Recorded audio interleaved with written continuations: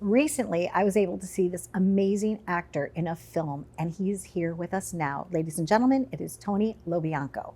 Welcome and hello and hello and hello. Well, thank you very much. I'm so excited to be here with you, to have you here in my set, my home away from home. Tony Lo Bianco, we can even talk about that being an extra person because there's Tony, right? Hmm? And then there's the actor. Yes, indeed. You were recently in a film that showed at Tribeca Films. So let's start there with Okay. some of your most recent work. Ray Romano's film, Somewhere in Queens. Somewhere in Queens, yes. Somewhere in Queens. Okay, so what were your thoughts on that? How was that experience? It was a wonderful experience because, first of all, the script. You know, it's a story that Ray co-wrote, and was going to direct, act, and produce.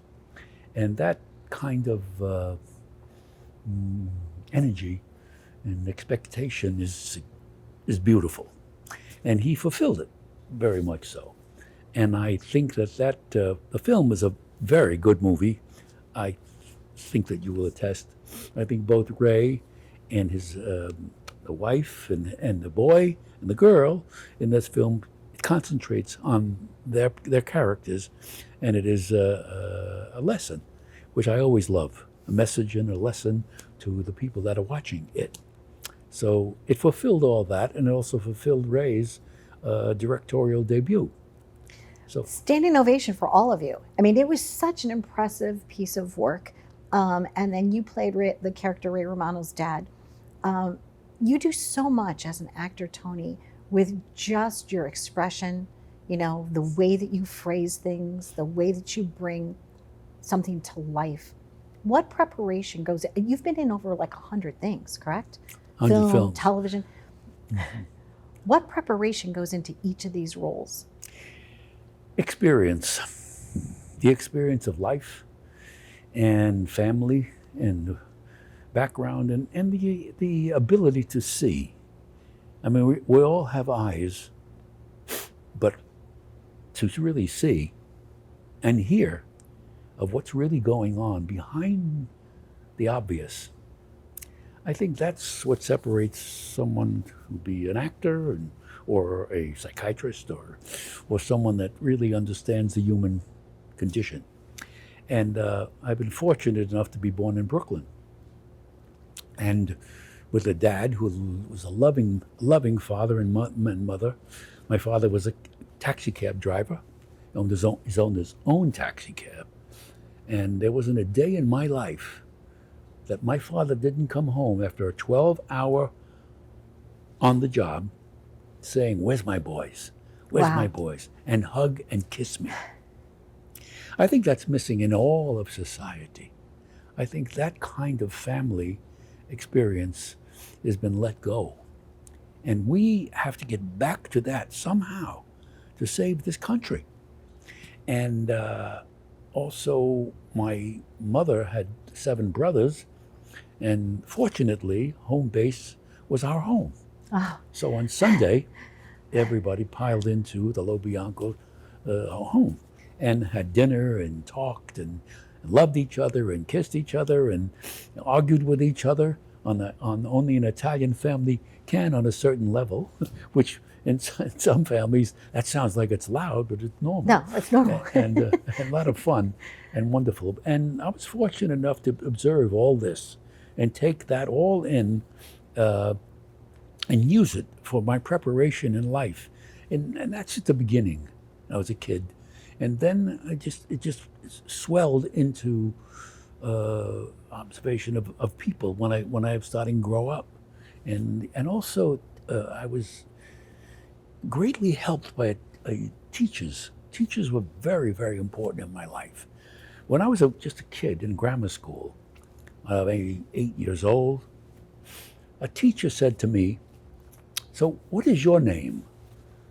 And I said, "From Brooklyn, my Anthony Lo Bianco." Mm-hmm. He said, "Oh, no.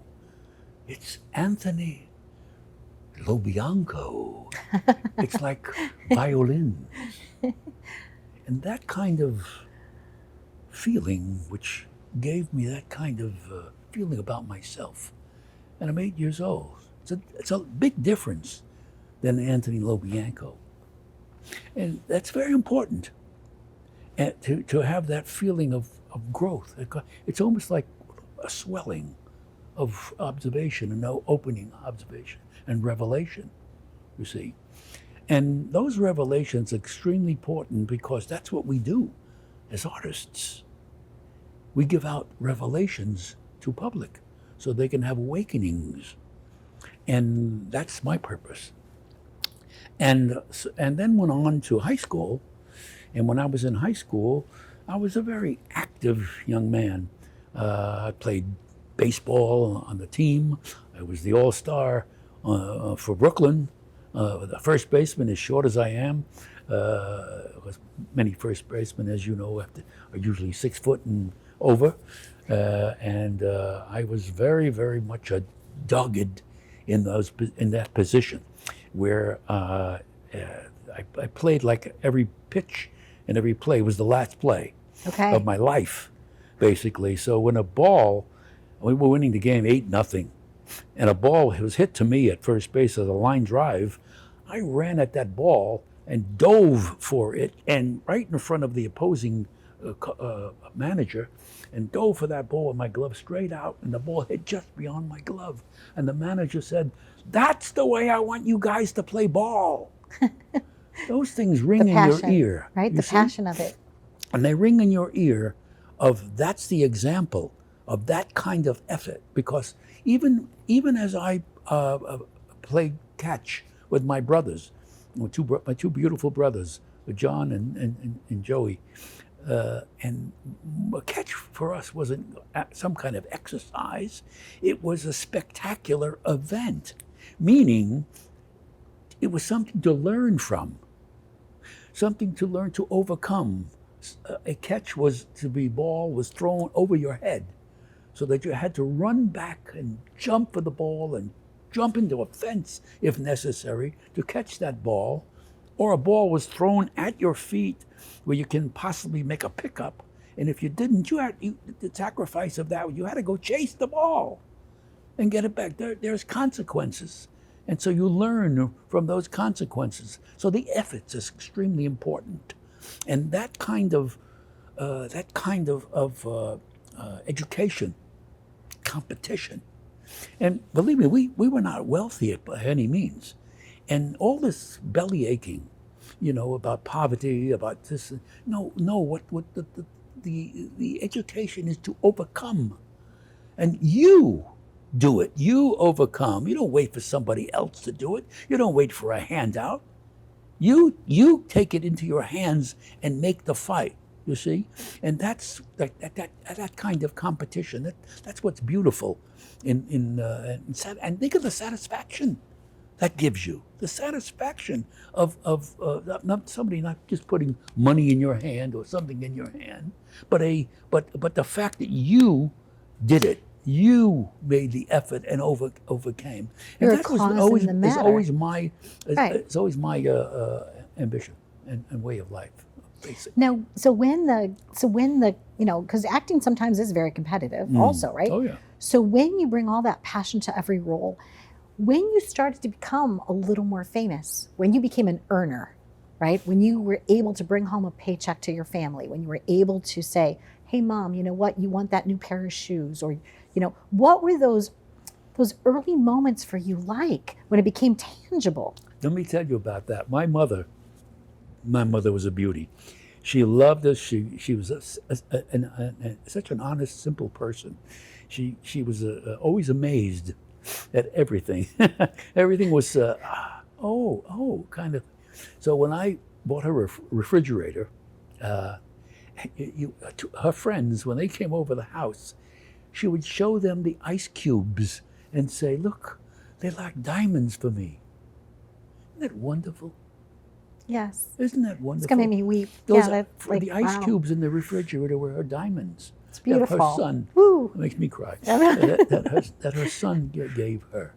And the card, all the other stuff you do. And that's the point. You do for your family. You do for others. That's to me why I'm an actor. It's all about giving to others, to giving them a insight into life, into their emotion, into their feeling, and into how to fix things, how to overcome. It's almost like a psychiatrist in a funny way, but through entertainment, into an entertainment thing. I want to go back just to my other teacher. Yes. My other, again, teaching, Miss Pat Jacobson in high school.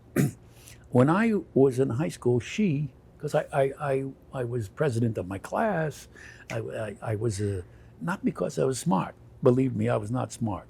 I was just had leadership.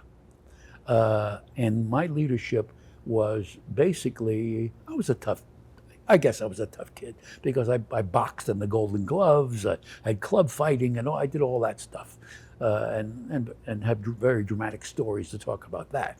But she liked me, and she saw something in me, and she was in a vocational high school, William E. Grady Vocational High School in Brooklyn. A school that I went to because my brother went to it, and because it was a 1 block from my home, and I had no idea who I was, what I wanted to do, or anything like that. But because he was a commercial artist, my brother, and there was a commercial art course there, he took it, and because he took it, I took it, and not that I had the talent for it, but he did. But oddly enough, in that vocational school, there was a speech and drama teacher out of nowhere, at a vocational high school. And so she, and how, when opportunities present themselves, it's your job to be ready.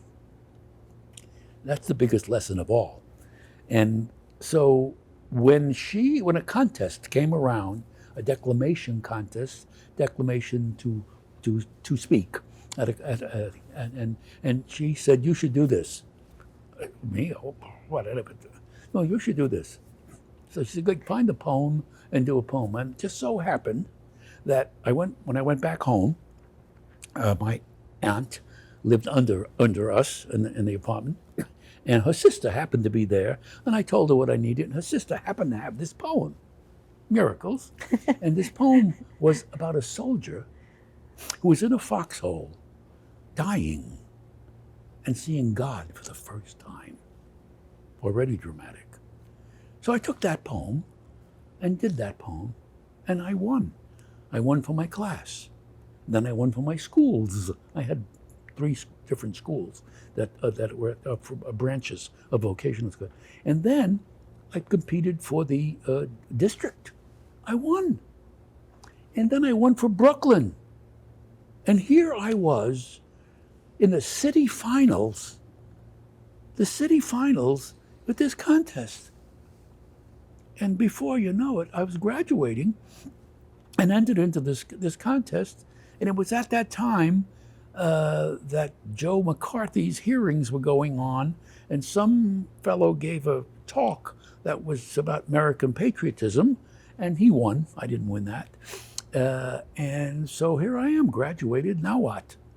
Well, this is what I do best. I had a tryout with the Brooklyn Dodgers rookies in Ebbets Field, and that didn't work out as a ball player, which I'd love to do. But so here I was, graduated. So I have to go to an acting school. So I had a girlfriend at that time, and I was very unsophisticated, to say the least.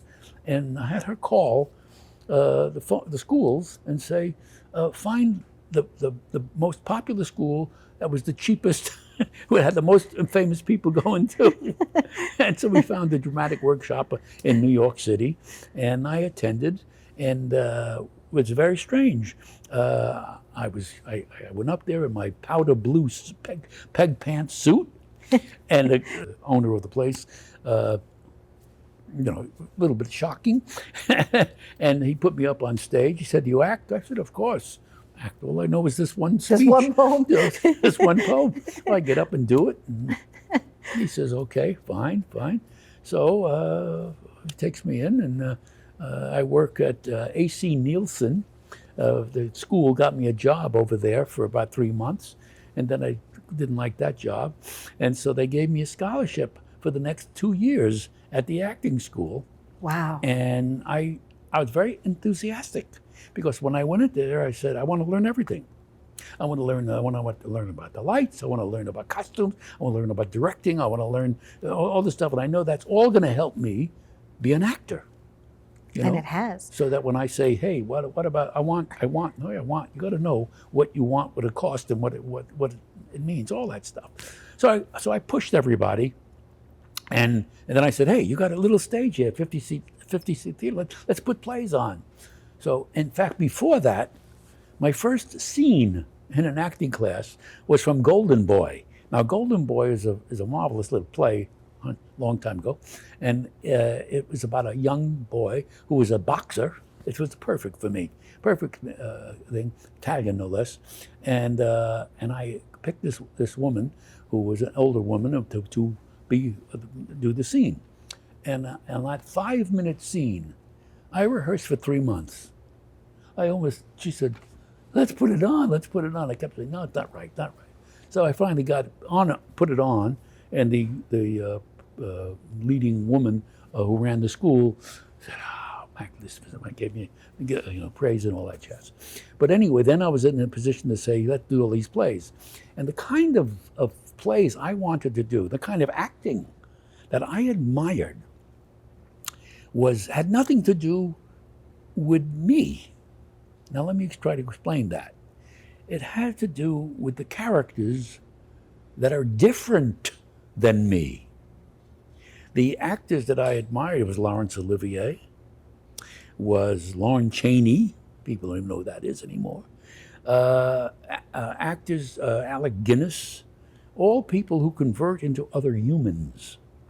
And that is the kind of things I did. I would play a longshoreman in one act play, and then play a George Bernard Shaw lawyer, English lawyer in Tales, in the other play on the same evening. And the first play I ever did, here I am, a boxer, a baseball player, a tough kid, and the first play I ever did was to play a butterfly in ballet slippers and tights. None of that bothered me. You see, none of that, because it was change to transform, and that's what I am about. And I brought you some pictures. You did, and I think that's a lovely segue to show the audience exactly what it is that you're talking about, Thank Tony. you. You are the most, I believe, transformational actor that I've ever met. You know, when we were looking through these a little while ago in the green room, I'm just astounded at what you're able to do, how you're able to transform into other characters. So if you don't mind, will you show us a few and tell me a little bit? And well, this picture here, now, I don't know if if you show it to me, and then we'll show it to the audience. Okay. This picture here was just me. 2 years ago we took this picture, so it's a straight picture. Okay. It probably looks lovely. Okay. Looking sharp. Is this is Blood Brothers. This is a movie I did with Richard Gere and Paul Sorvino and Robert Mulligan, who was one of the top directors. And this is Richard Price wrote this script. Funny story about this. He lived in my building. We lived in the same building on West End Avenue. And he said to the doorman, "You think Tony would read my script?" So when I read that script, I then met Robert Mulligan. And I talked to Robert Mulligan for about 3 hours about the part. I talked to him about the part. And then he said to me, "You got it. You're the guy. You're hired. Who do you want as your brother? Who do you want as your son? Who do you want?" And so on. But it is an interesting little tidbit. We said, okay, with Paul Sorvino, that's my brother. And then he said, "I have a kid I'm working with. So for your son." He said, let me work with that. So he did, and then he came to me and he said, "He's not going to work out. I got to get somebody else." I said, let me call my agent. So my agent, because I knew Richard Gere, we had the same agent. So I told my agent, I said, "Listen, send Richard up here. I'll do his screen test, and also I'll negotiate his contract. I know how much he can get." So I did both. He got the part. So that was fine. And I love that movie, by the way. Now this is another one, very interesting. I did this. It's a Eugene O'Neill play called The Hairy Ape. Okay. Oh, wow. Tony, that's extraordinary. Look at that face. Woo. Yeah. The hairy ape. The hairy ape. It was a thing we did with Jason. We had a whole bunch of different actors. Jason Robards, a whole group of magnificent, Colleen Dewhurst, a whole group of wonderful people. Yeah. Now here's another one. I can tell you stories on each of these pieces. Yeah. Now this is Rocky Marciano. Okay. Now Rocky Famous Marciano boxer, is the right? heavyweight champ of the world, right? And here I am. I boxed, as a welterweight, but this is back in the, as a kid.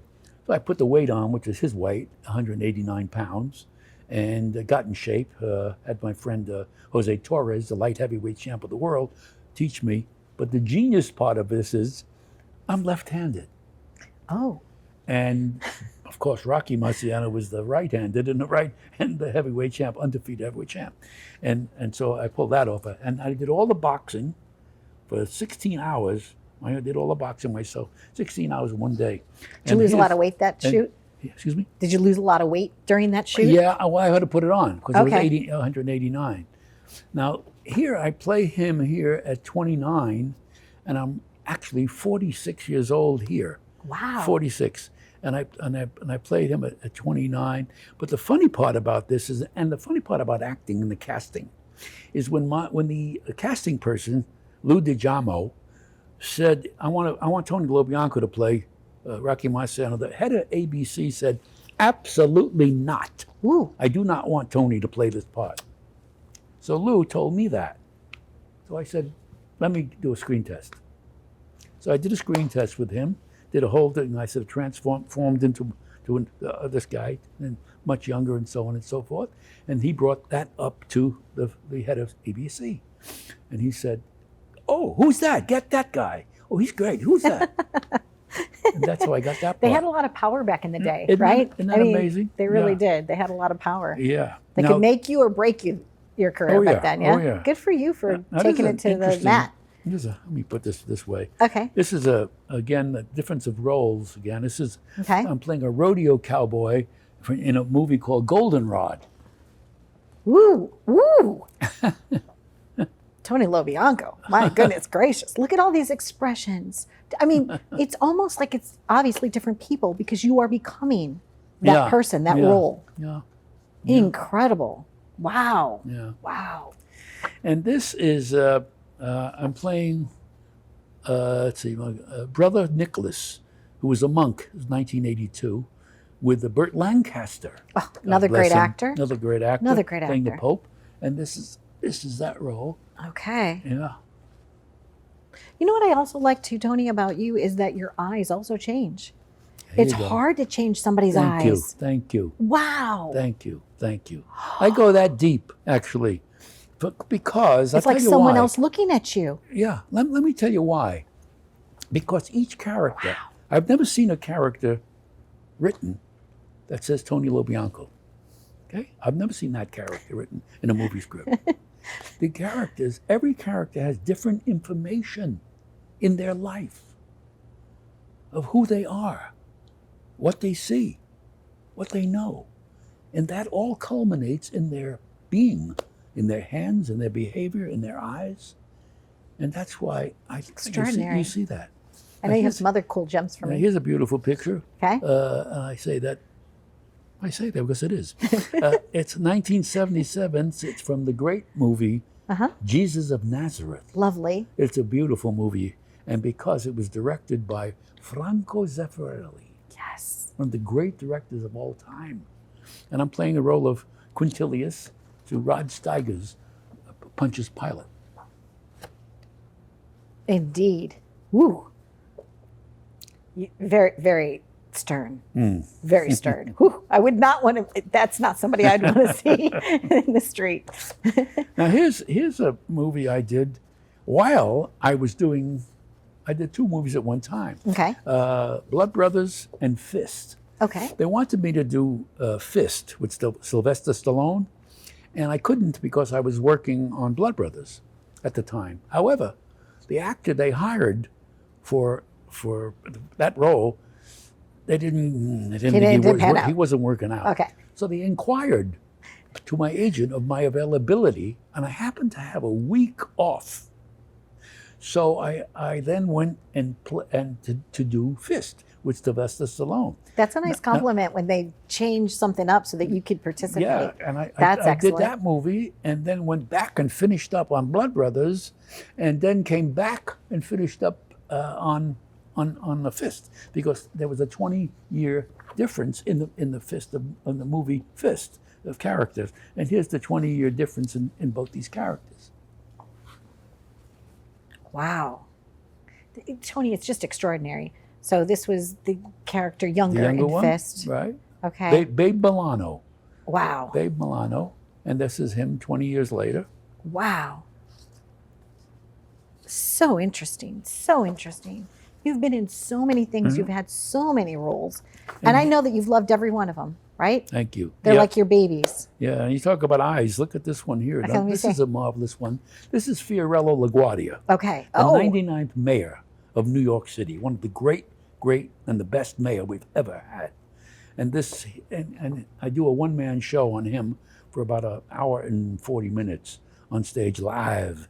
And that in itself is quite an accomplishment. But this transformation of this character is quite extraordinary. whoa. This does not even look like you. I know. My goodness gracious. You look like LaGuardia. You became. How fun. Do you love what you do? I love it. I love You it. love I it. love doing that. Absolutely. Now here is my favorite Broadway show, Okay. because this part, in A View from the Bridge, Arthur Miller, the great Arthur Miller, okay, he came to our school, my first acting school, and with a couple of kids, and he brought a scene from A View from the Bridge, and they did this scene, and I, as a 17 turning 18-year-old, looked at that scene, and I said, I am going to do that play on Broadway one day. Like a time machine kind of thing? Like you kind of I just knew saw the sound of it, the taste of it, Wow. and so on. And 27 years later, or more maybe, I did this play on Broadway with Arthur Miller. And I'm looking up at the marquee, and my name is over the title, okay, with Arthur Miller. And we're both looking up at the title, and I said to him, now look at that. That's not bad for two kids from Brooklyn, huh? Not bad at all. Not bad indeed. It's amazing. This is my favorite play of all time. Wow. Look at you there. This is fabulous. Yeah, the pain. Thank you for bringing these. Really, Yeah. truly. Well, This is thank you. such a nice part of theater and your personal history, but also like the history for all of us Thank you. as an audience. Thank you. It's wonderful. And here's my first film, The Honeymoon Killers. Yes. Yeah, Ray Fernandez. It's a true story. It's a good movie. It's a cult classic. This movie. Yes, it is. People should see that movie. Yeah, and this is interesting altogether. And I'm backstage. I'm getting ready to turn into this at 21 years old. Okay. Now this is my nose. There's no putty. There's no just transformation. There's only lines and highlight on this picture. And at 21, I turn into this. Oh my gosh. Yeah, on stage, Mr. Zero in the adding machine. Wow. Tony Lo Bianco. Or as your teacher said, Anthony Lo Lo Bianco. Like the violins that are played. My hope, is always for the betterment of viewers and audiences who come. What else is there? We entertain them, we throw stardust in the air and so on and so forth, but we've got to help them in their lives. We've got to give them some insight into the world, into themselves, into their families, and how to, because we are falling apart. This country is just falling apart and in great danger of losing our whole constitution and everything about us, because our education system has been lost. And once you lose the educational system, you lose the country. And we have no borders. You mean anybody in the world can just come into our country? And what about the people dying from fentanyl. That means nothing to anybody. I don't understand how we're tolerating that. That shouldn't be tolerated. It's got to be fixed. It's right there in your face to see. And that's So really, you're picking roles based upon things that you would, projects that have something to say. hopefully. Hopefully, projects that have something to It's say. so extremely difficult, to do that. Yes. You can't always get the opportunity to do that, hardly ever, actually. But in every kind of way that you get even within a project that doesn't deal with that, if you could do something, even being Italian, sometimes I've had some roles where they hire me as an Italian, and I think it's detrimental for people to see this person as an Italian because it doesn't help us as our race, and so I'll change the name. I play a different character altogether. So, We'll call the bad guy Roy. Yeah, right? whatever. Yeah, right. May I hug you? Please. I would love that. Tony Lo Bianco, thank you for being an American treasure to thank us in you the so theater and for coming and being with me on my show. I just love and adore you. I appreciate all your talent.